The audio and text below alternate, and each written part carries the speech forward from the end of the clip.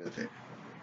और हम आपको बताएंगे एक ऐसे हॉस्पिटल के बारे में जहाँ पे डॉल्स का इलाज किया जाता है, यानी डॉल्स की रिपेयर की जाती है। यहाँ पिछले 100 साल में लगभग 30 लाख डॉल्स का इलाज किया गया है। और ये जो हॉस्पिटल है वो है सिडनी में।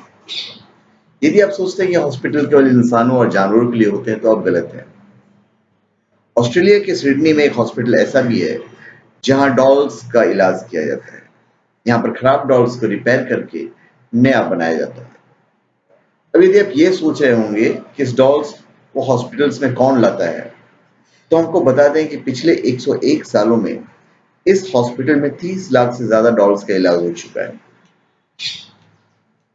1913 में इसकी शुरुआत हुई थी।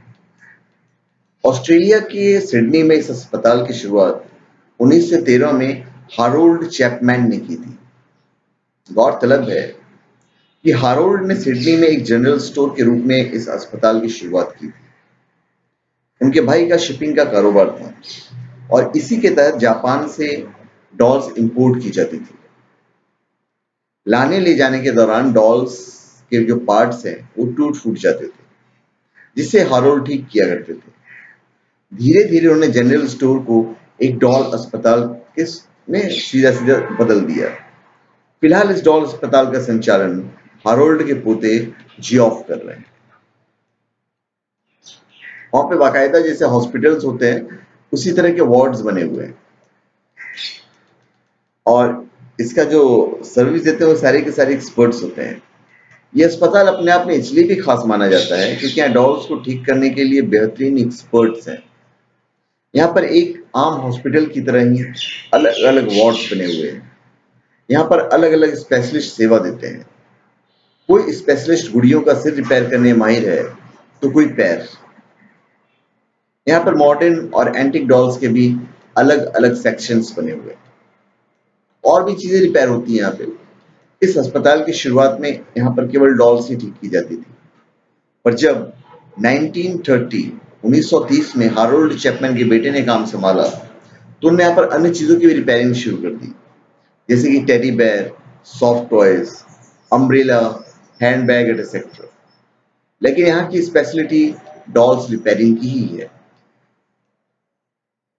1939 में उनका ये जो कारोबार था वो काफी चमका था। गुड़ियों की इस अस्पताल की शुरुआत तो 1913 में ही हो गई थी, लेकिन डॉल्स रिपेयरिंग का उनका जो काम था वो 1939 मतलब 1939 में दूसरे विश्व युद्ध के समय चमका था।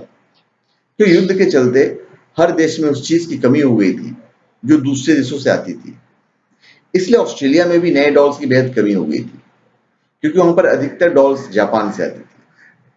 इसके चलते जिसके पास जो डॉल्स थी उसे उससे ही काम चलाना पड़ रहा था, और जब वो खराब हो जाती थी तो उन्हें रिपेयर कराने के अलावा कोई रास्ता नहीं होता था, तो लोग यहाँ पे लेके आते थे।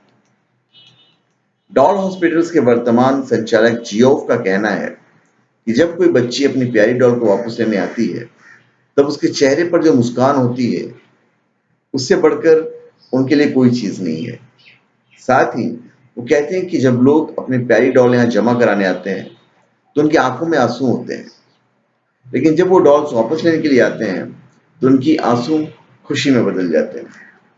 तो धन्यवाद। आप हमारे चैनल पे सब्सक्राइब करें और अपने कमेंट दीजिए। धन्यवाद।